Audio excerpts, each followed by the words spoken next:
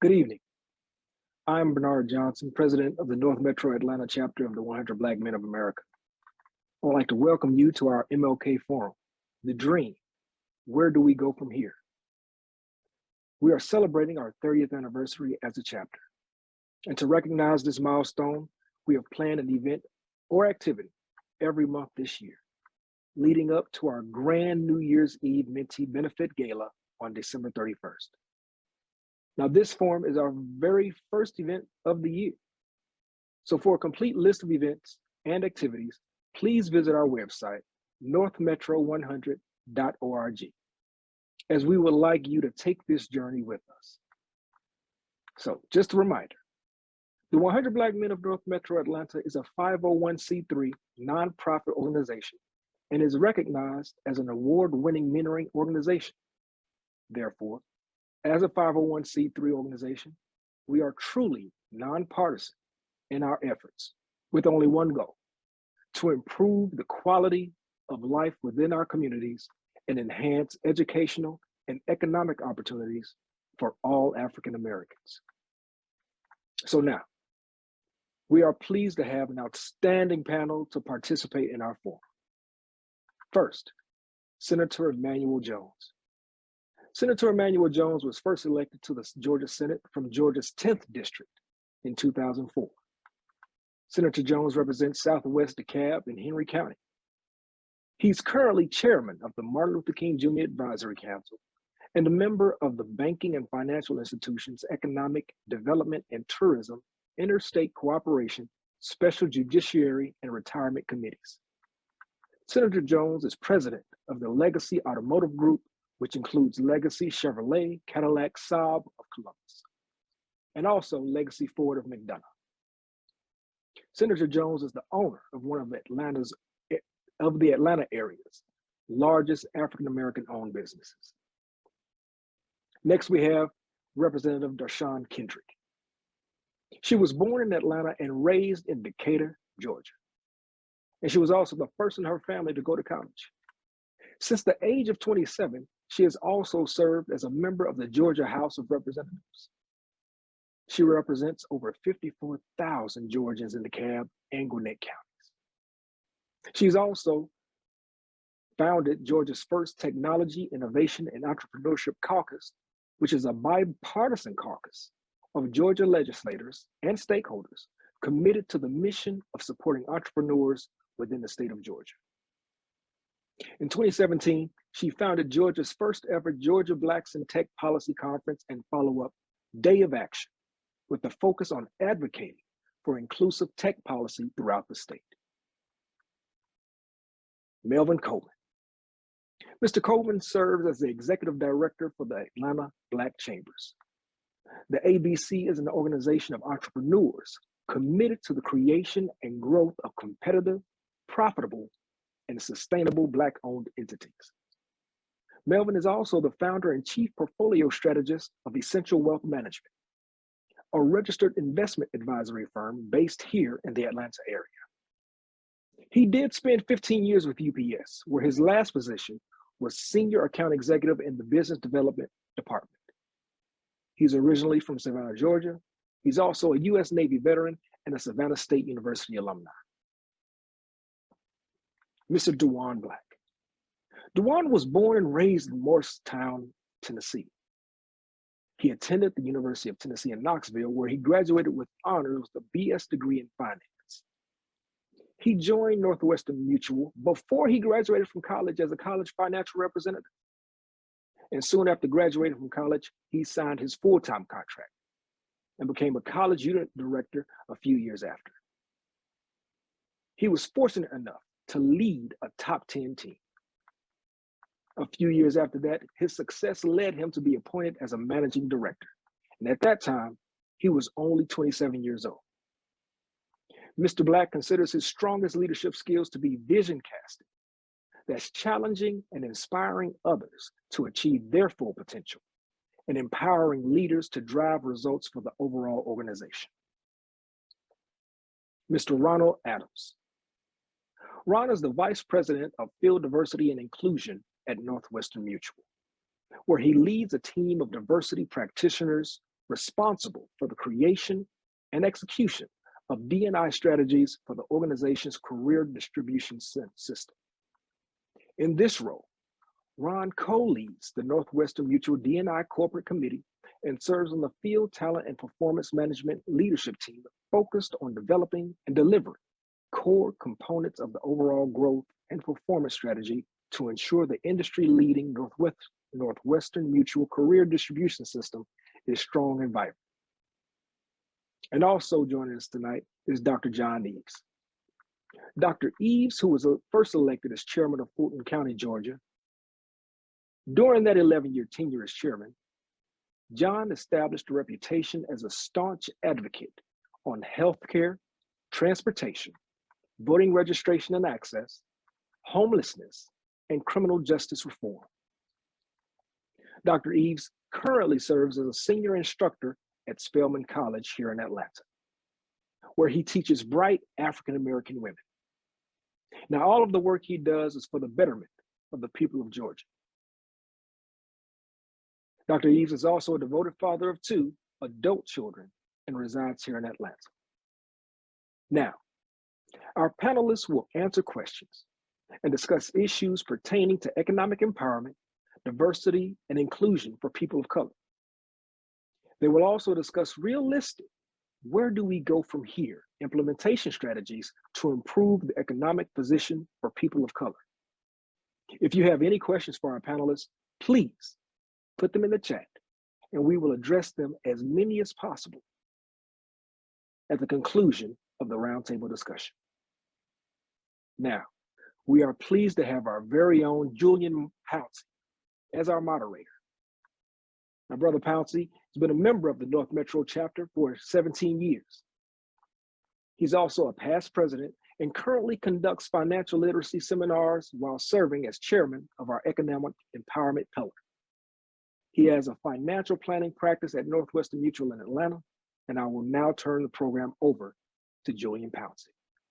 All right, and once again, welcome everybody, and thank you for joining us to this tonight for this forum. Hopefully, it'll be well worth your time, and you have some takeaways that can be implemented at the end of this session.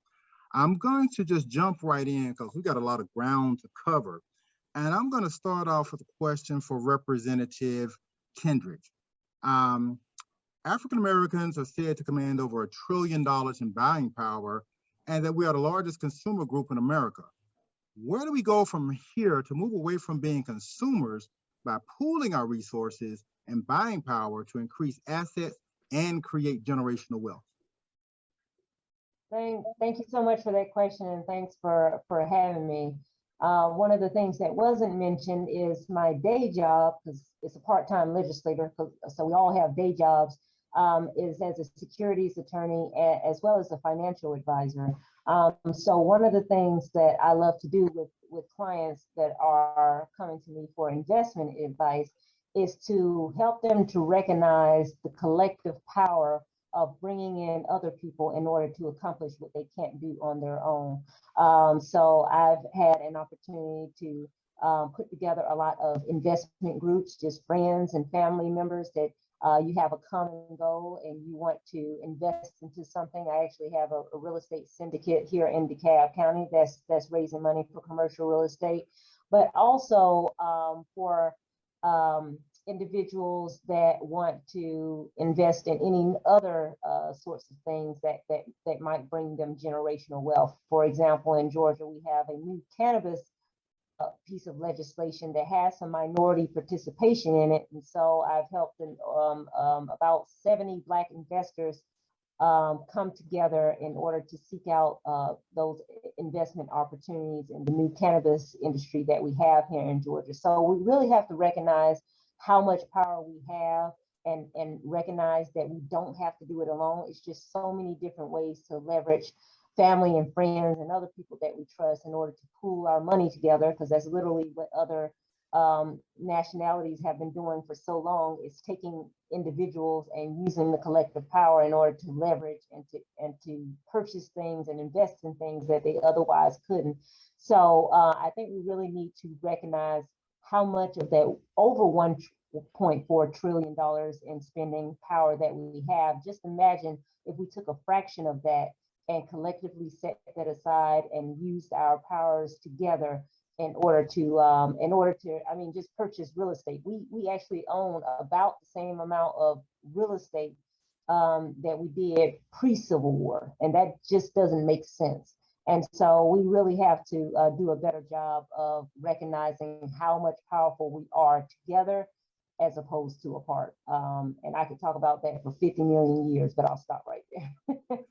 Thank you. That was very thorough, and you threw some really, really good nuggets in there that hopefully we'll be able to expound upon as we proceed. Our next question is for DWAAN Black. As a group, African Americans currently earn more money than in the history of this nation, but we're going backwards financially.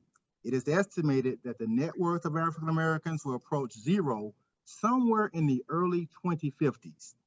How can we increase financial literacy in the African American community, and what advice would you give a young professional family who is struggling to make ends meet about savings and investing?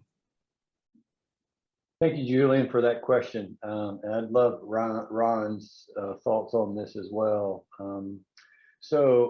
As the leader of our firm here in Atlanta, Georgia, and the way that I am attempting to every day and every week and every month address that issue is, number one, to attract new African Americans and Black advisors to our firm and give them the resources that they need in order to build a client base. And I think Northwestern Mutual is built on new client acquisition, one new client at a time. It's how I built my practice, and it's how I teach people to build their practices and build that trusting relationship with people so that you can curb their appetite to consume and increase their appetite to save and invest. Because I happen to believe that within reason, no matter how much income you have, if you prioritize financial security in your life and work with a trusted advisor, you can gradually and then on an increasing basis create financial security for yourself and your family. So that would be, I think, my answer to it is, and I'd love Ron's thoughts alongside that as well. Hey, thanks, man. I appreciate being here. First of all, I'm the one who lives out of state here, so I appreciate you allowing me to be a part of this conversation. I'm in Milwaukee, Wisconsin, at our corporate headquarters, leading our D&I efforts as a corporate entity. That's an interesting question, and as I was listening, and I was getting a little emotional here because we talk so much about these things. We titled this, "Where do we go from here?" And I was just writing down some thoughts, and I was like, man, first we got to define who we are. Like, what is that we? Like, everybody, like, really talking about that, right? And then talking about where are we trying to go? And when we use these big numbers that I hear thrown around, sometimes it's hard to comprehend what that even means. And so I think for the benefit of this call and to benefit me, I believe one of the things we have to do is, for the small part that I get to play in my leadership at the company, is to make sure that I'm holding our firm accountable to ensuring that we are not only seeking out talent of Black and brown people to come into our organization, but we're putting them into positions of leadership, because those positions of leadership equal more compensation. And that more compensation lead to me having the ability to engage with someone like you, Julian, to help me understand what I need to be doing with those resources so that I can put and plan to create generational wealth. So even if I'm not the one who's going to benefit from the plan that we put in place, my grandchildren will be financially secure if I'm planning properly right now. And I think we need to start having those type of conversations and understand how do we put our families in a position. And I know we have to come together collectively and do things as a community, that is critical and that is important. But I'm just right now in a place right now where I think we need to get our individual houses in order, because we can't help anyone if we're not in a place to be able to help someone. So I don't know if that answered your question, but based on what I was hearing, that's what I was led to share right now. Yeah, thanks a lot. Thanks a lot. That's great. Both answers were right on point. My next question is for John. How does voting in local elections impact progress, and how do we increase interest in local elections as well as increasing civic literacy? Because so many people really don't understand how the federal or the local government really works. Yeah, thank you so much, Julian, for that question. There's a famous Speaker of the House named Tip O'Neill, who many years ago said that all politics are local. And what he meant by that is the traffic lights, the paving of roads, the trash collection, all those things impact people on a local level. And sometimes people get very excited about presidential elections or statewide elections, and then they forget about the importance of local elections, whether it's county officials or city officials. But it's important to vote because when you vote, you have your representative. And your representative acts on your behalf. Your representative makes budgetary decisions about how resources and monies are allocated to this neighborhood versus that neighborhood. And so there's a disconnect between what the reality is in terms of impact and what the reality is in terms of the limited voter participation on the local level. So I think that we need to educate our young people about civic engagement, educate them on the importance of voting and how to vote, how to be educated about people who are running for office, understand the various levels of government. So you have state representatives who are here. You also have people who, and state senators. You also have me as a former county official. So people need to be educated about what position does what and how that position impacts a person's life.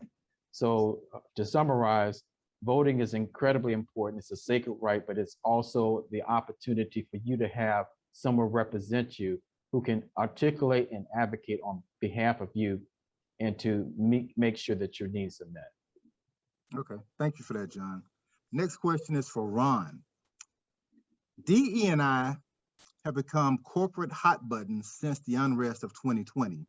Some firms have developed robust strategies to address corporate culture, hiring, promotions, and retention, the pay gaps, etc. Some firms have done better than others in this area, but more needs to be done.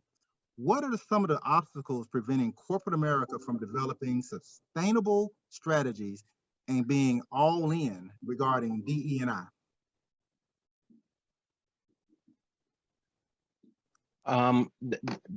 That's a great question. I think that every organization has its own struggle.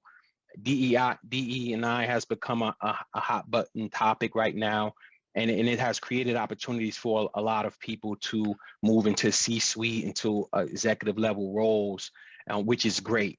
I think the challenge with that is that sometimes the people who are elevated to these roles, they go in with fueled on passion, and which is important, but there's an art to driving and developing DEI initiatives in a corporate environment and moving them through to actually having impact. And so, and I think they sometimes struggle with what I call the 5 Ds, right? I think because what happens is when you start doing this DEI work, it requires system change, it requires cultural change.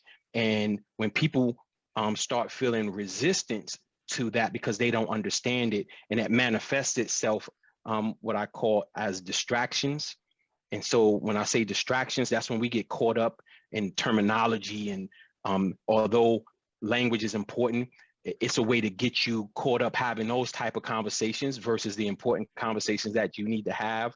You get discouraged. You get caught up in the enormity of this, and people make you think about how big of a challenge this is, and then you have analysis, paralysis analysis, as the phrase goes.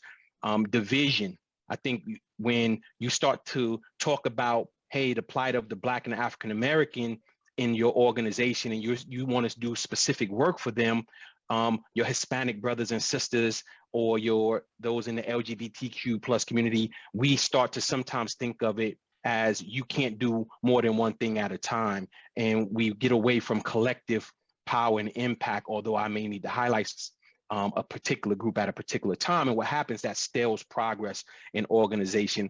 And then you also deal with discounting, because the longer this goes, the more uncomfortable people get, the more people are challenged to actually do things that have impact, and then people get uncomfortable, and that passion starts to wane, and people turn their attention to something else and away from the work that needs to be done in this space. And then last but not least, you have the discounting, where people just make you feel that this work isn't a part of the bottom line. They want to call it a soft skill and things of that nature. But as someone who spent 30 years in the military, I know that this is a leadership competency, and that's how we have to position DEI expertise and the work that is happening in these organizations. Okay, thanks for that. Melvin, currently there's a heightened awareness around the need to grow African-American businesses. Increasing the number of successes will not only increase personal wealth, but will also positively affect the nation's GDP. Where do banks go from here to provide capital opportunities across the board and access for African-American business owners? Good evening, Julian, and thank you for having me. So, what we've seen in the banking industry is where the traditional bank would have a strategic partnership with what's called a CDFI, a community development financial institution. And that CDFI has a more grassroots relationship with the people who really need access to capital. But the major funding source is one of our major traditional banks. So we've seen some movement of the needle, if you will, with that type of relationship, because the traditional bank, their business model, their program, it has not historically worked for a large percentage of the entrepreneurs in the Black community. So something had to change, and so there's some innovation there with the CDFI. But any conversation around the banking industry has to include technology and the evolution or the disruption that is taking place in the banking industry and will only become more real as we look to the future. For example, some of the digital or online banks, which are ahead of the curve and causing the traditional banks to play catch up. So for example, Greenwood or Mochify, you may or may not have heard of these, but these are the disruptors, and the market that they're targeting is the generation, say, before us. You know, you're 25, 30 years old. You grew up in more of a digital world than we did, so you're very comfortable doing things that we may not. They don't even want to go to a brick and mortar location in terms of banking. So there's a lot of disruption taking place in the industry, and that's only going to become more real as we look to the future. So there's some pressure on the traditional banks to become more innovative and do some things differently. Also, we can't have this conversation without talking about our Black financial institutions. And so what has happened from a consciousness level based on things that happened in 2020, George Floyd, also the pandemic, shedding light on a lot of the disparities. So now our community there's a greater commitment to our Black owned banks as well. So that's really what's happening in banking. But technology and looking to the future, the industry is going to look very different. All right, man, you're hitting on all cylinders right there. I know you could go on about that, but that was great. Senator Jones, in addition to being a statesman, you're also a successful business owner. What actionable steps can be taken on the corporate, state, federal level to support economic empowerment and the creation of more Black-owned businesses? Julian, thank you. And thank you to North Atlanta 100 Black Men for this forum. That's an issue that all of us should be talking about, particularly at the local, state, and federal level as well. We had our Senate appropriation hearing today, and the governor walked in there and said, we have a $4 billion surplus in this state from what the fiscal year 22 budget was. Think about that for a moment. $4 billion. And the governor's decided that he's going to give everyone back a refund anywhere from $250 to $500. That's roughly 1.6 billion of it. Then the rest is going to go to some of the other state initiatives. But buried within his budget was $112 million for Rivian. And I think we all have heard about this company, electric company, and you had a big ceremony where it announced that Rivian was moving to the state of Georgia. You asked, what can you do at the government level, particularly at the state level? And I would say to anyone who's listening tonight that until we get control of state government, until we vote, the priority on how that $30 billion in state revenue is spent is not in the hands of my party, is in the hands of the other party. And there's a lot of, in addition to that, you saw the kind of incentives that the governor laid out there for, to attract Rivian. What we don't know about is the amount of money in tax abatement that the governor is going to spend on this project, potentially another hundreds of millions, if not $1 billion in terms of incentives. The only way that we can get control of that is we got to go to the polls. We got to change the party that's in power in this state. And as we move into these upcoming elections, I just wanted to mention the importance of everyone's voice being heard, particularly at the ballot box. And I would say that it's critically important now, probably more than ever, because the stakes have just gotten so much higher. In terms of other initiatives, I'm reminded of how I got into business 30 years ago. Someone who really didn't have a lot of assets. As a matter of fact, I didn't have any. But in my particular case, I'm always reminded of something that was shared with me a long time ago, and that is, you got to find something that you're passionate about that certainly has a purpose. And if your passion and that purpose is strong enough, it's going to be profitable as well. So in my particular case, I got started from scratch by investing in old homes and spending my sweat equity, because I didn't have any other kind of equity, in rehabilitating those properties. As a matter of fact, the very first property I owned was not one that I lived in, but it's one that I rented out. And I flipped that house within a couple of years and realized that while I was working for IBM during the day, some 30 plus years ago, I could work for myself at night, rehabilitating old homes. And it became a passion for me. And it's something that I just continue to do, even to this day, by the way. But within that passion, it's also been very profitable as well. I can't emphasize the importance of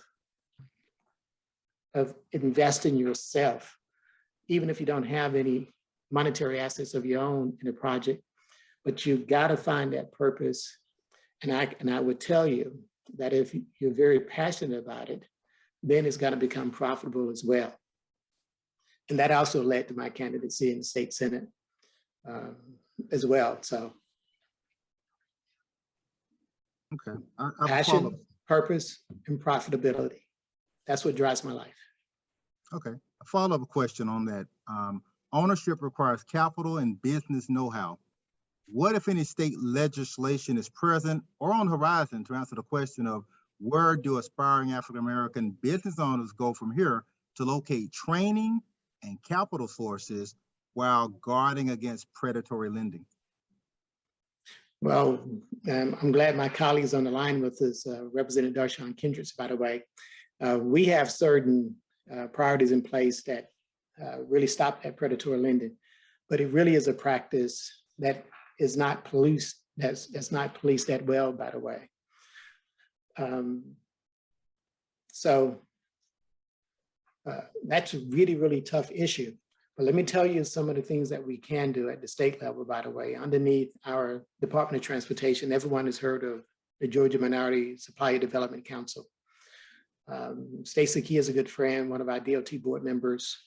And within that group is a roundtable. That's also the group that certifies minority-owned businesses in the great state of Georgia. When I started my business some time ago, I thought it was important that I go through the process and get my business certified as a minority-owned business. It was great that the state told me that, but I knew it when I opened it, that was a minority-owned business. But I didn't lean on that designation, by the way, because what I found in my experience these last 30 years is that it really didn't open up a lot of doors in getting that designation. But the program has been changed a lot. I've been talking and working with Stacey on how do we get corporate America to invest in funds that minority candidates can go through the program and initiative that the Georgia Minority Supplier Development Council. And then once they complete that program successfully, they can get seed money. My colleague is on the line and she'll tell you that's also an initiative that we champion in our GLBC, our Georgia Legislative Black Caucus. And we have well over 60 plus members. And we are pushing, and we've been pushing really, really hard, but it's hard to get those levers turned and to get dollars allocated without the full force of the government behind us. And we do not have that. Though our voices are strong, particularly my colleague, we still need more advocacy from the community. We still need more people to come out and vote, and we need to change some of the leadership in this state. Okay. Julian, can I jump in? Who is that? John Eves. Sure. So I appreciate what the senator said, and he's right. Let me just say, it really comes down to political will. Local government, Fulton County, the city of Atlanta, to a lesser degree, DeKalb County, they have been on the forefront of providing opportunity for Black and brown business owners to access business opportunities with local government. It starts with political will, and we need to have it on the state level.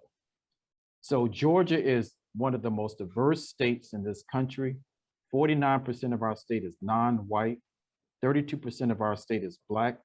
But when it comes to the procurement of contracts by state agencies and local governments, particularly outside of Metro Atlanta, Black and brown people are the recipients of less than the low single digits. That is completely unacceptable in 2022. On the business sector, you talked about diversity, equity, and inclusion. We gotta begin to talk about that in terms of the state. We are doing an abysmal in terms of providing opportunities. The senator talked about the Department of Transportation. That's probably one of the only few areas where there's some statistics. And it's only because of the state, because of the federal government imposing some regulations in terms of reporting, but we have to do a much better job. We have to have a much larger voice. We have to have people in state government. Of course, we got it on the legislative side in terms of Black representation, but we need to have it on the executive side to begin to push this agenda that's only right. Why should Black people and brown people continue to get the short end of the stick? We contribute in terms of taxes, we contribute in terms of workforce, we contribute in so many ways, but we're not the recipients of contracts, and that is completely unacceptable in 2022. Okay, couldn't agree with you more.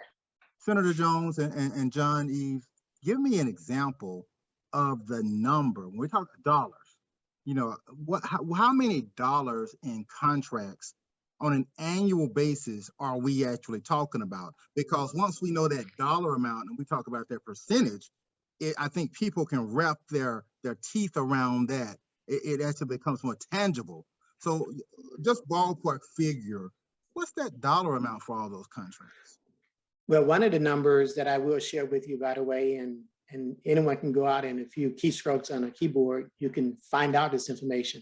In addition to the money that we raise on our general revenue, to roughly $30 billion, we get matching amounts from the federal government as part of that gasoline tax, and that's roughly $20 billion. So if Georgia was a corporation, it would be close to about a $50 billion corporation. And that $20 billion is spent and designated for a lot of improvements to our highways and other state routes. And that's a lot of money that's been spent. And we used to be major players in that area. And unfortunately, some of these other majority-owned companies have gotten really, really large, was squeezed out a lot of minorities. There used to be a time when it was fashionable to have minorities participate in these business opportunities, particularly when you're spending federal dollars and state dollars. But it doesn't seem to be that way anymore. I represent, of course, South DeKalb and Henry County. Henry County recently passed a 1-cent sales tax. That was passed by people of color in Henry County because we are the predominant population in Henry County. That 1-cent tax over the next 5 years is expected to raise $250 million just for Henry County with roughly 240,000 people. In addition to that, the state is going to match most of those funds, so that $250 million would turn into close to $400 to $500 million. And if there's ever was an opportunity someone who wanted to start a business working in that transportation sector, Henry County would be a good place to go right now. We have the leadership in place at the county level that's democratically controlled.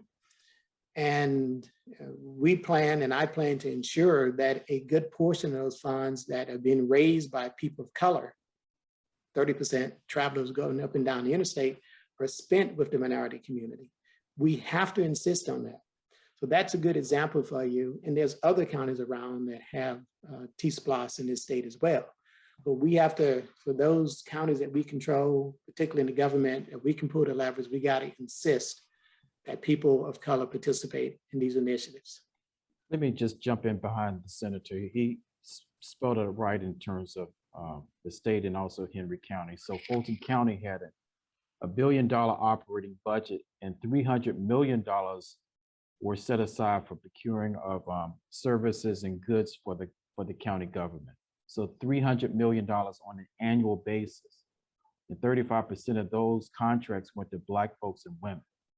And so Henry County is one county that now has flipped to be Democratic control, also a large presence of African Americans, but you also have Douglas County, Gwinnett County, Cobb County, DeKalb County, Rockdale County, Newton County.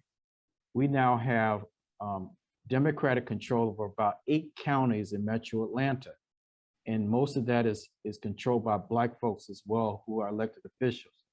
And we need to begin to, those counties need to get on the same page in terms of pushing a DEI type posture, in terms of encouraging Black and brown business owners to register with county government, get certified, have open houses, and encouraging joint ventures with subprimes, and begin the process of providing opportunities for Black and brown and female business owners to access contracts in those governments. We've got the political power in Metro Atlanta right now, but I don't think we're all on the same page.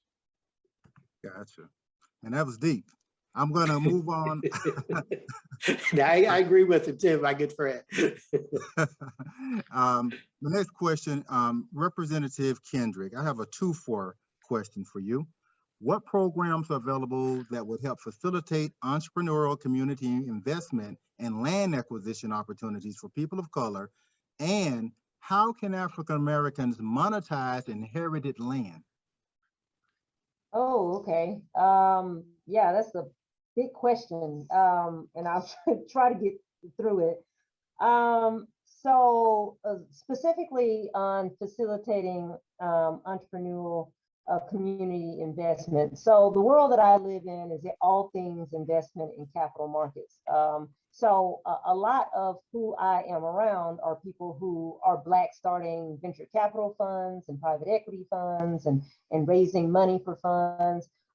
Particularly here in Georgia, we have a lot of people who are providing opportunities for entrepreneurs to raise capital through crowdfunding, which goes back to the community conversation that we had before, because some businesses don't have a rich uncle or somebody that they can go to get that startup money or that money to grow. And so we have a few companies here that are started by Black founders. One is called Seed at the Table.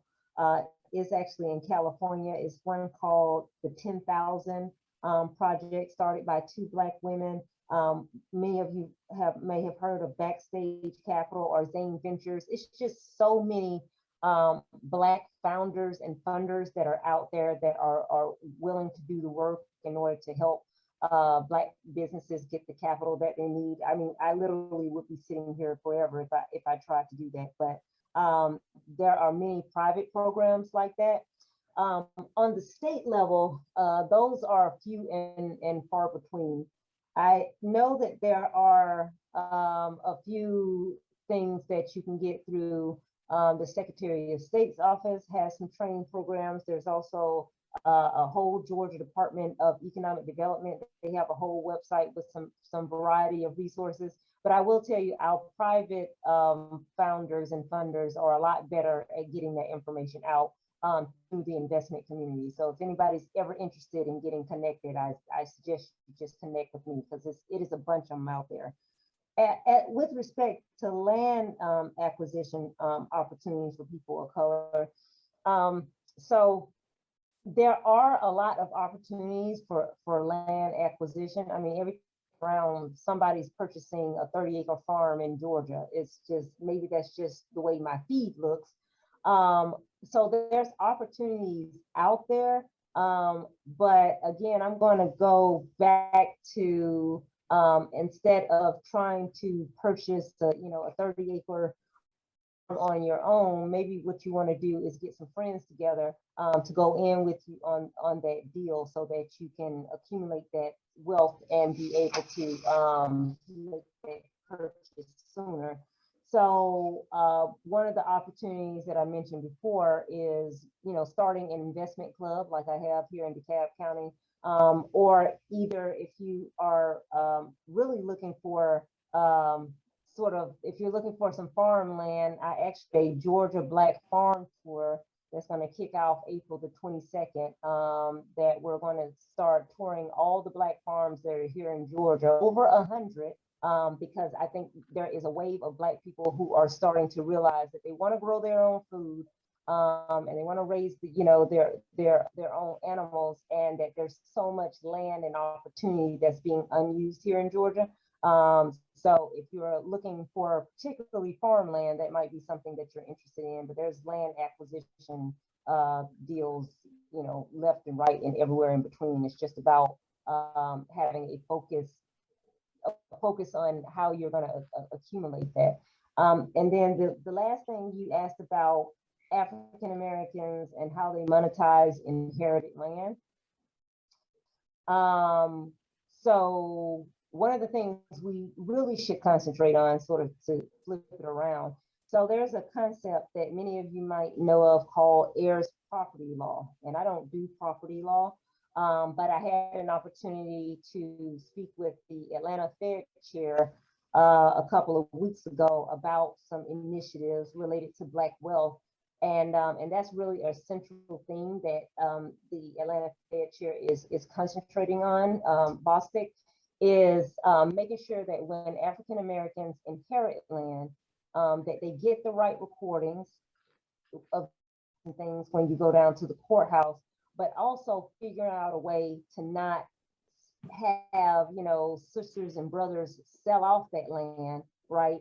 And the land becomes smaller and smaller and smaller as it passes through generations. So in terms of how we make use of that inherited land, the first thing we have to understand is, how you pass that on without getting things mixed up in deeds and recordings and things, because we have that as a big problem.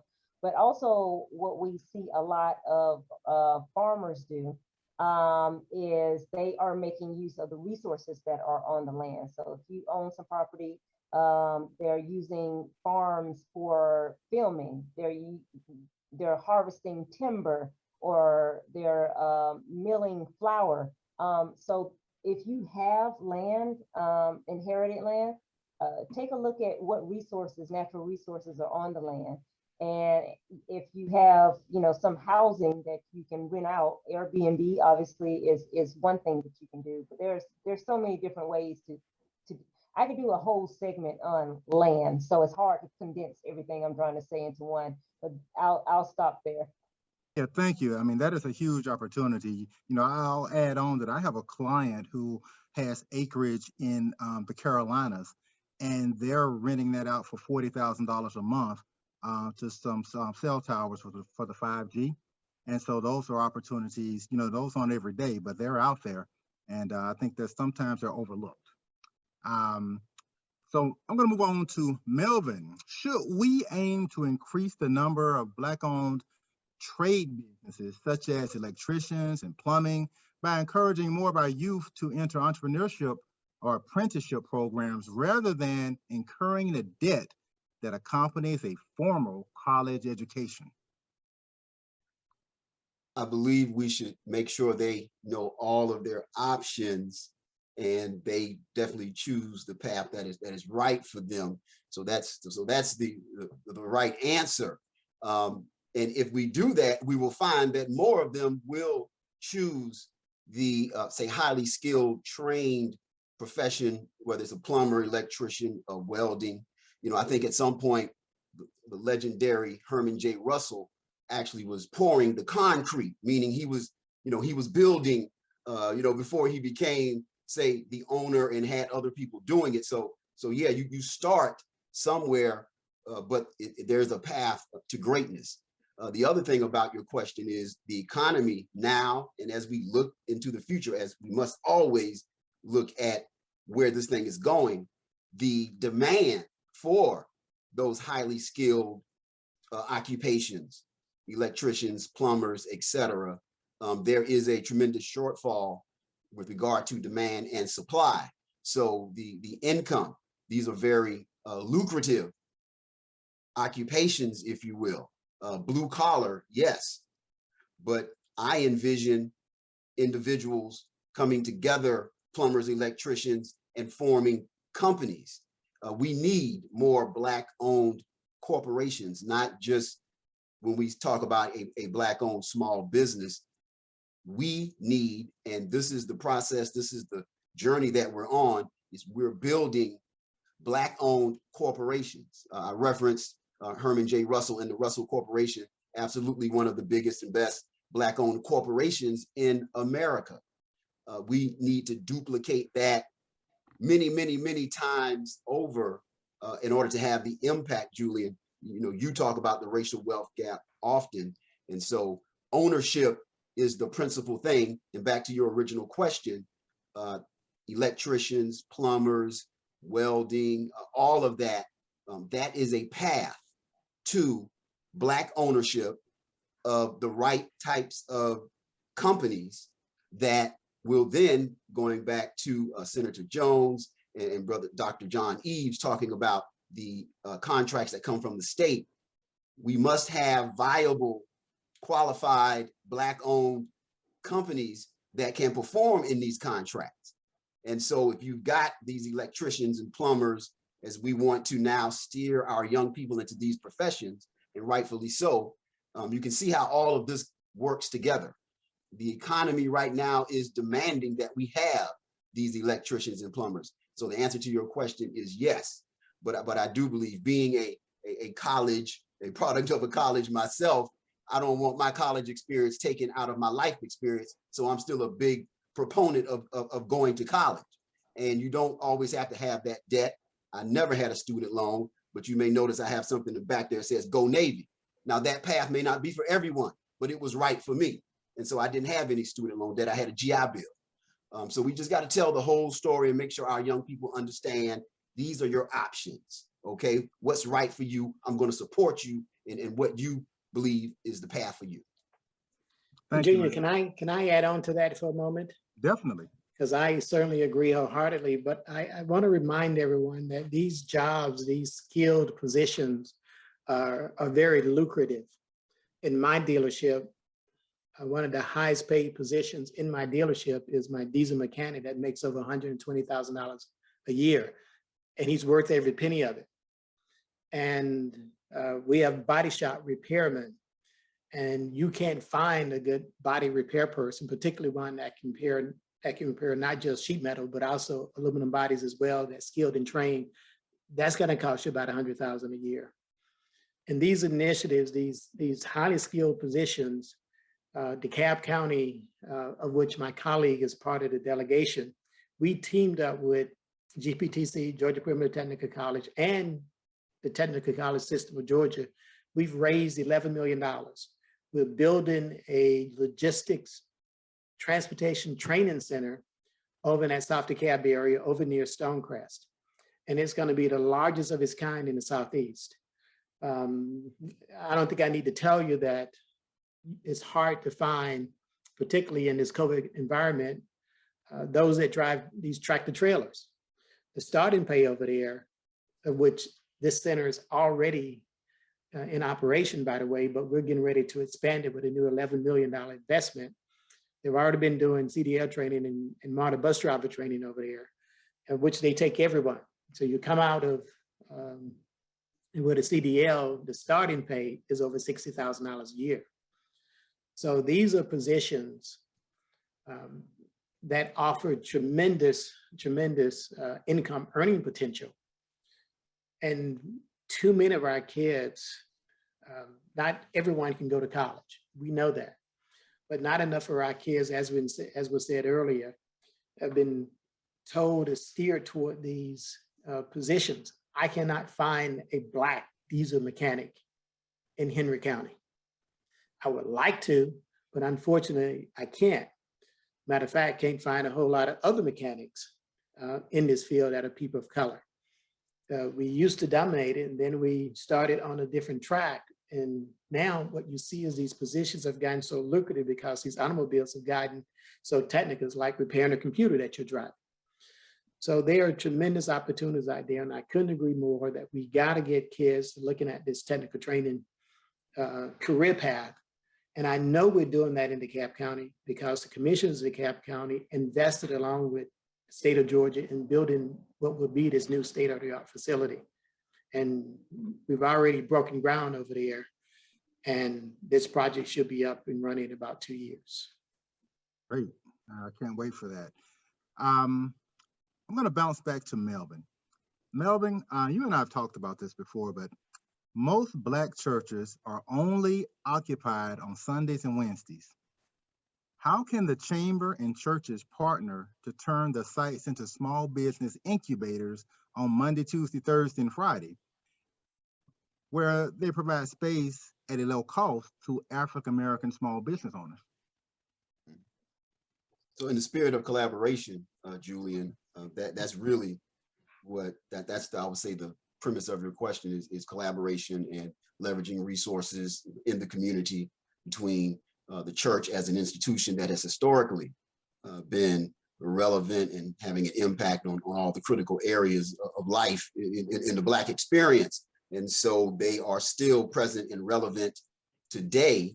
And you may or may not be aware, but for example, New Birth, which is a church that we all would be familiar with here in the Atlanta metropolitan area, they have a faith-based Chamber of Commerce, Embassy International Chamber of Commerce. It's a faith-based chamber.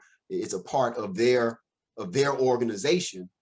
So churches are not asleep at the wheel with regard to economic development and doing, say, events and activities that promote and support entrepreneurship. You know, the chamber, we've taken calls from church organizations wanting to partner and collaborate with us. If they're doing an event, they want us to come out. So they are locked in on entrepreneurship. I have not necessarily seen any yet take it to the level that you're presenting in your question, which I understand, hey, you have this space. There are some open days during the week. You know, is this feasible? So it's something that now that you put it out there to me, I am going to investigate. I'm going to have some conversations with some of the members of the Atlanta Black Chambers who I know are very engaged in their church organization. And again, I just want to make sure and be clear that the Black church is focused and there's a commitment from them when you talk about economic development and entrepreneurship. I've seen it, and I think there's more opportunity to work together with them. So I'm encouraged by your question, brother, but there's work to do. Thank you. That was me being passive aggressive. I want to direct this question to John. Dr. Eves, what steps can be taken to close the digital divide?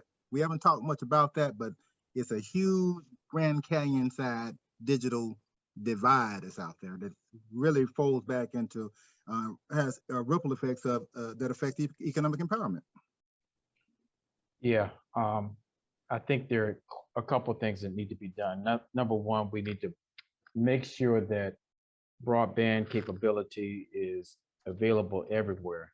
I don't have the stats, but there's some places in Georgia that don't have access. And so I think we have to make sure that everyone, regardless of race, ethnicity, socioeconomical background, should have broadband and have the capability of having internet access, not just in the school, but also in the homes. So that's the first thing. And the second thing is I think we just need some training, really provide training on how to, utilize the internet, how to utilize your computer skills, perhaps even utilize computers in terms of how you can become entrepreneurs. I'm beginning to come across a lot of folks, young people who want to become entrepreneur. And so how can you utilize the computer and the ability to reach a large audience in terms of spreading your passion and making money from it? So I think the most fundamental thing is to make sure that everyone in the state has access to internet capabilities in their home, provide the training of how to maximize it, but also get young people to see that computer savviness is a component of being a strong entrepreneur in our society. Great, great. All right, my next question is for Representative Kendrick. It is said that land and home ownership are the foundations to building wealth in America.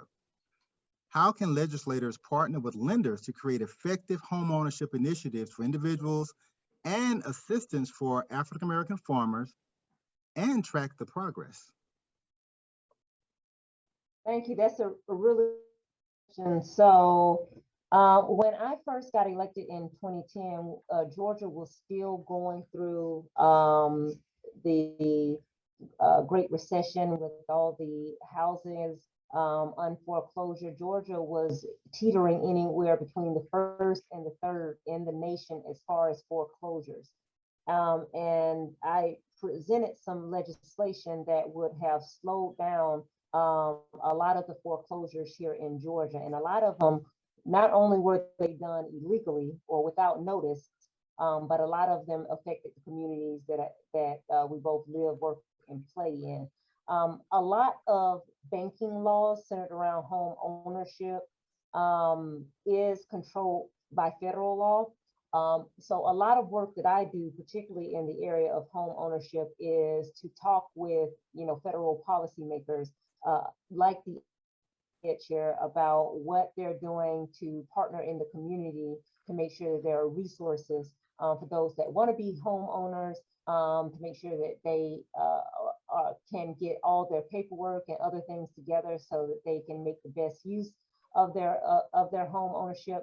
And so a lot of the work that I do is not on the front end with respect to home ownership, but really on the back end to make sure that once you get into that home, that there are resources to make sure that you can stay in your home, that you can operate that home.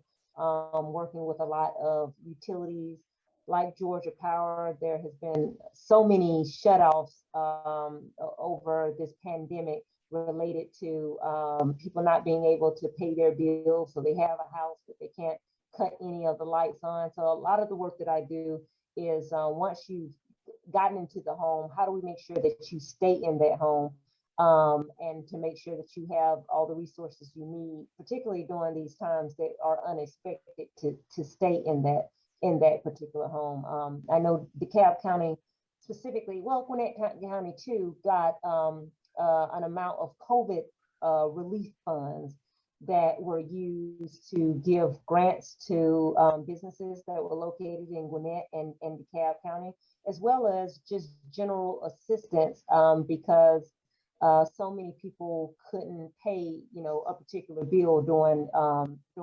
the COVID pandemic.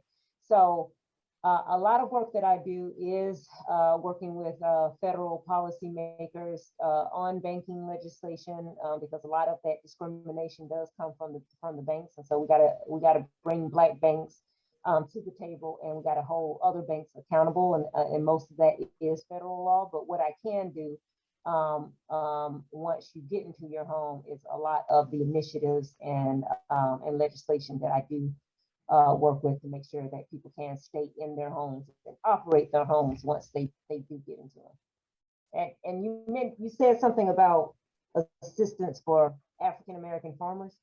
Yes. So this is a new area that I'm getting into. I mentioned that I have a Georgia Black Farm Tour that we're kicking off, that's going to visit. We have over 100 Black farms in Georgia, Black farmers, and I didn't realize that. And so I'm partnering with a big Georgia Black farmer, and we're going to do a tour every quarter. So one of the things that I've learned, because we've met with the Ag Commissioner, we've met with Senator Warnock's team. He's very big on Black farming, and has a lot of good Black farming initiatives, as well as meeting with my member of Congress, Hank Johnson. So a lot of the assistance for African Americans is really in our backyard. So there's an 1890 land grant that many of you may have heard about, but Fort Valley is sort of the epicenter of helping farmers, particularly Black farmers, to get up and running and preserving all the resources that are on their land. So that's one source, is the university systems, particularly Fort Valley, that has one of the most robust USDA certified facilities for processing meat and all that, but also the USDA. So even though that is more federal, it is very, very possible for you to reach out to your state senator and your state representative, and to have a conversation around what resources the USDA has, because they have funding for African American farmers. It's just about finding the right people in order to get those resources. So hopefully that helps anybody who is thinking about getting a farm or wants to do farming, because there are resources out there. It's just about getting to those resources. And we actually have a Facebook group, if anybody's interested, called Georgia Black Farm Tours. So if you're interested in coming on a farm tour with us, or just learning about farming in general, it's some fascinating people in there. And so we try to support one another as a community. Yeah, can you put that in the chat so that people may want to copy and paste? Thanks for that. Now, my last question is a joint question for Ron and DWAAN. Firms like Northwestern Mutual have been providing financial advice for over 100 years. They also have billions of dollars allocated to the company's general account, which is then invested in a wide assortment of investments. How can such firms help develop tactical programs to increase financial literacy and tap into the power of that general account to invest in minority businesses, while at the same time increasing the value of the general account? Ron, I'll let you start. Hey, so from a corporate perspective, one of the things that we're looking at now is Northwestern Mutual. The first thing companies like this could do is hold themselves accountable, look in the mirror, and it has to start from the top. And so as a company who's been around for a long time. In no way, shape, form, or fashion will I sit here and say we have the answers and have it down packed. But what I will tell you is that I'm in meetings with our CEO, and we are committed to having an impact in this space. One of the things we did after the unfortunate events with George Floyd and things of that nature, we came together and said, hey, let's really look at what we're doing. And we created a task force, the Sustained Action for Racial Equity. And the premise behind that was that we didn't want to go on a social media posting campaign. We wanted to go on a campaign to create initiatives, programs, changing policies and practices that would be sustainable and impactful.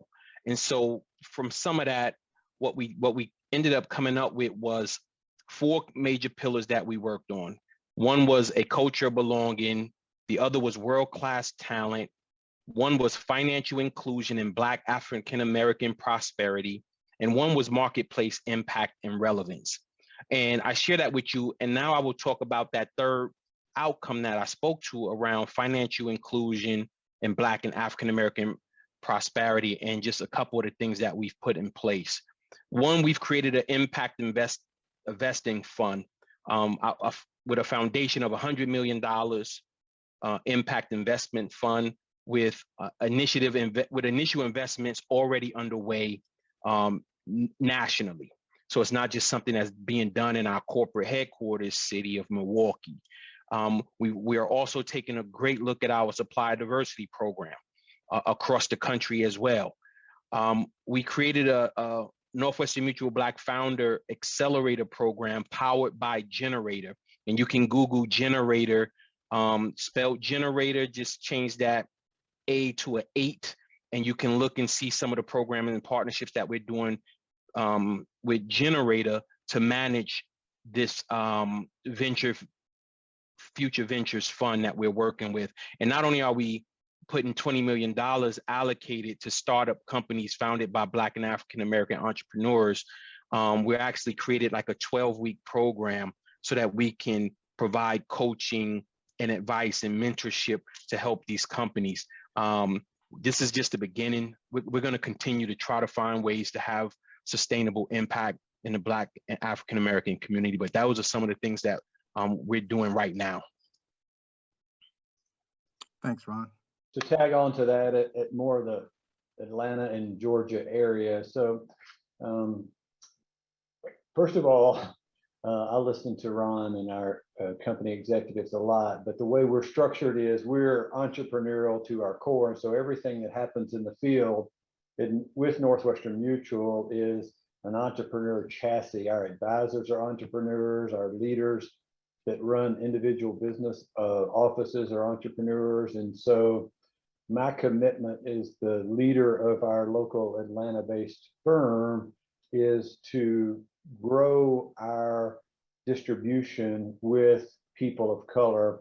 And so when I bring somebody into this business, they are starting their own business with relatively low to sometimes no capital. And we are investing a lot of our personal capital that we could choose to invest in any business development initiative we chose to find them, first of all, to train them, to license them, to mentor them, to help them get credentialed, gain their CFP, learn how to serve all of the markets that they want to serve. And so I estimate that when we do that, by the time we find them and graduate them to the 5th year in our business, we've made a collective investment in that individual's business of somewhere in the neighborhood of $50,000 to $100,000, and about 30,000 of that comes in the first year. And so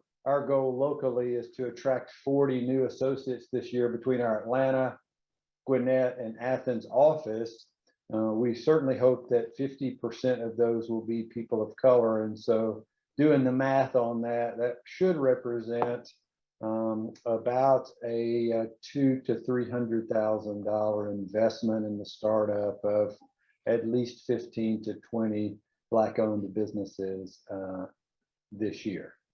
Fingers crossed, if that works, which I'm incredibly passionate about, because each one of those can impact our goal in launching an advisor is this magnificent obsession to grow to 1,000 clients. And many of those clients are going to be in communities that we're not currently serving. And so if we do that really well, it'll have a exponential impact over the next 10 to 20 years. Okay, thanks for that, DWAAN. And that wraps up the formalized questions. Now we're going to open up to questions from the audience. I think that some of the questions have been compiled, either Dr. Vaughan or I think Dr. Vaughan was keeping track of that. Let's roll with those. All right, good evening, everyone. This is Arthur Vaughan, member of the 100 and Health and Wellness Chair. Thank you all for participating this evening. We've got a lot of great questions in the chat, but in the interest of time and to respect your time, I'm only going to ask 3 of them, and I will ask after I read them. Julian, you go ahead and pick out or toss it to whoever you think you want to answer it. So the first question we have is, as a coach of leaders, somebody just popped on. Okay, here we go. As a coach of leaders, the response is generational wealth. Why do I want to do this? As I am not trying to leave anyone rich when I die. I intend to enjoy every dollar for myself. We have to figure out how to meet people where they are. So there was another question that was related to that. How do we begin or teach a conversation about generational wealth? That's two people's questions in one. But how do we change the mindset, and how do we teach people about the relevance of generational wealth? Wow, that's a deep one. I think any one of our panelists would be adept. You would put that pressure on me, but any one of our panelists would be very adept at answering that. Hey, and I'm Julian, going to surprise. I could jump in and just give a quick response to that, if I may, and then anyone can piggyback on it. Again, it goes back to the individual and what their desire is with their wealth. So I need to understand what that person's vision is. And that's why when I started earlier, I understand the collective power and impact and the planning that needs to happen, but we also need to focus on the individual. My vision, personal vision statement is, my descendants, each generation will start higher, go further, achieve more, and stumble less than their predecessor. So my legacy is extremely important to me. So I'm thinking about my grandkids, and I want them to remember who I am. So when you're talking to me and you're talking about leaving money back behind them, that is an easy sell for me. But that doesn't mean that's an easy sell for everyone else. So if that's not what you want to do, when you start meet with someone like Julian, your financial planner, you allocate resources to the right now, you minimize what you put in your whole life policy, and you spend more of it if that's what is important to you. That's the beauty of this in terms of having a financial planner who can show you, depending on your vision, what the right decisions are for you from an investment perspective. Okay, great. We're going to move to the next question. And the question is related to local government. What government meetings should we be attending to keep up with what's going on? Senator Jones, can you tackle that? That's a really easy question. Before you attend any government function, I'm sure I'm leave some time for my colleague there. Make sure you get to know who your elected officials are. It's not going to do you any good to attend a meeting if you don't know anyone there. We are all accessible, we're all approachable, and I would strongly recommend that the best time to meet them is not when they're campaigning, but right after they won an election, they're trying to stay in office. At the local level, if you're within a city, then you have city government, and that's mayor, city council. If you're in a county, and all of us are, whether or not you're in unincorporated or incorporated, there's county elected officials. My colleague and I represent DeKalb County, and the elected officials in DeKalb County, particularly our CEO, Michael Thurman, does an excellent job in outreach to the community, as well as invested in resources in places where they need to be invested. They all have staff, they all have people that are attentive, and certainly if you have another local government that I would encourage people to attend is their local homeowners association. There's a lot of decisions that's made that affect everyone in those local homeowners association, particularly the value of what to a lot of us is our most valuable asset, and that is our home. So I would encourage you to stay involved and stay connected in all of those particular areas. And then reach out to us as well. And now I'm gonna toss it off to my colleague because she's just itching to finish it up. Oh yeah, we got to get Dr. Eves in there. I saw his hands jittering and fidgeting and moving around. So I was thinking of Representative Darshan Kendrick. We end with the ladies because they always have the most valuable thing to say. Absolutely, absolutely. But Dr. Eves, go ahead and jump in. Yeah, go to the meetings, offer public comment. Typically, when you go to a meeting and you can register, put your name on a card, submit it to the clerk, you get at least 2 minutes of free airtime to say whatever you want, but it should be on point dealing with what's on the agenda. Make your voice heard. Go to the hearings when there's budget, going through the budget process. You'd be shocked at how few people go to local, county, city, council meetings. The few people who come out and offer their voice and their perspective, they're heard. So go to the meetings, offer public comment, be involved in the process of the public hearings for the budget. Dr. Eves, before we go to Representative Kendrick, what about getting to know a county manager or a city manager? Because they're not elected, but what's the value there? And then Representative Kendrick, if you would jump in right after Dr. Eves. Yeah, so that's a great question. So the elected officials are policymakers. The administrator for the county government is the county manager. That person actually has a lot of control.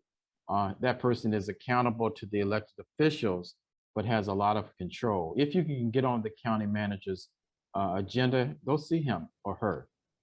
So I think that's a wise move, Arthur. Certainly, as Senator Jones pointed out, you also get to know your local elected officials. But for me, former chairman of the county government, where I chaired meetings for 11 years, take your butt down to the county meetings and say something. All right, Representative Kendrick, please jump on in.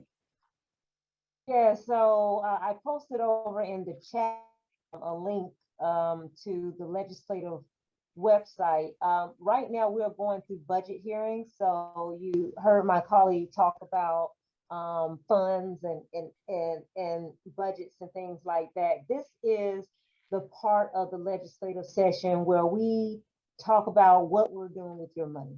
So each agency will come and present to members of the Appropriations Committee, Education, Agriculture, Department of Pardons and Paroles, every agency that you can think of, Department of Health, and you don't have to go anywhere, right? So it is super easy to log on to that website. It starts around 9 o'clock and log in and hear what agencies are doing, what they're asking for. And this is important because wherever you put your money, in my opinion, is where your priorities are. And so if you think there is not enough money going to one thing and too much money going to another, that tells you where the priorities are of our state. And so you can log on to that until Friday and hear agencies present how they're spending your money, because it's your money that they're spending. And that is sort of the easiest way for you to get warmed up to actually going down to attend the meetings, because you don't have to leave the comfort of your office. You can log on, you can take notes, you can hear from people. I'm not sure if you can ask questions, but it gives you a very good overview of where the state's priorities are and how we're spending that, all that revenue that the governor is talking about. So I encourage people to get involved by just logging on tomorrow morning at 9 o'clock and listening to the budget hearings. All right, we're going to go to our next question, but you all don't forget to go to those school board meetings. You want the property value of your house to go up, you better have some good schools. Go to school board meetings. Here we go. How can financial services professionals rebuild trust within the Black community? There seems to be a stigma around financial professionals only approaching the Black community in attempts to sell something instead of truly educating people on how to build wealth. Julian, tell me who you want to cover that. DWAAN, can you cover that one? Yeah, it's a really, really fair question. And I think the financial services industry, it's kind of like the one or two bad apples spoils the whole barrel. And so, you know, all I can say is if someone approaches you to help you with a financial plan or to build, to help you build a more secure financial future for you and your family, and they focus on products and they focus on things before they spend time getting to know you and really understand who you are as a person, where you come from, what your goals and objectives are, that would be somebody that I would not trust myself, and I would be looking for another advisor. And so it may be that you have to vet a few meetings with well-referred people before you find that one that you feel like you can trust, that truly is focused on your needs and your goals. But I promise you they're out there, and don't assume that just because you may have had a bad experience or the media is saying that people in financial services are out to get your money, that everybody's bad. It is absolutely not the case. Thanks. And I'd like to add on to that. You know, in my experience, what I found to put people at ease is I approach every encounter, especially the first encounters, from an educational standpoint. I like to teach. And we've been talking, you know, it's been resonating throughout this forum about the lack of financial literacy. And the more I found that the more people understand and the more versed they become in literacy, they can have higher level conversations. And that education and high level conversations leads to a deepening relationship before they are willing to really take that big step. But I think it all begins with approaching from an educational perspective and engaging them in the conversations and in the decisions. Outstanding, outstanding. We want to be respectful of everyone's time. And as mentioned at the beginning of the broadcast, this is the 100 Black Men of North Metro Atlanta's 30th year of service. And in the chat, you will find a link to our calendar of events for our 30th anniversary. But what we want to do as we prepare to close out is to turn it over or back over to our president, Mr. Bernard Johnson, for closing remarks. Hey, Arthur, can I butt in for a second? I've seen a hand raised for Mr. Brown for about 10 minutes or so. Okay, and I'm sorry. I'd hate to get off of here without, you know, his hand's probably tired from being raised virtually. All right. So This is what we'll do. Mr. Brown, ask your question, and then someone answer it. And after it's answered, the next voice you will hear will be that of our president, Bernard Johnson. Good evening, everyone. This is Takuma Brown. I'm from the West End of Atlanta. Good evening to you, Dr. Eves. Have great experience with you. And also Senator Jones, you may not remember me, but I used to work for you years and years and years ago. My question to the elected officials: I served as the MPU chair in MPUT here in Atlanta for over 10 years. I was one of the longest sitting chairs in the city's history. The difficulty that we have as citizens, we would love to go to these meetings, but they're in the daytime. And many of us have jobs that won't allow us to be there. Of course, now they're virtual, but you still run into the same circumstances. Can you offer any suggestion how we can better? I used to say to my council person, hey, you need to start coming to us at night when we're all off so we can sit down together and go through this. Any suggestions on how we can resolve that issue? Yeah, Takuma, I think that's a great question. Frankly, city government, county government that meets during the day, they do it because of convenience.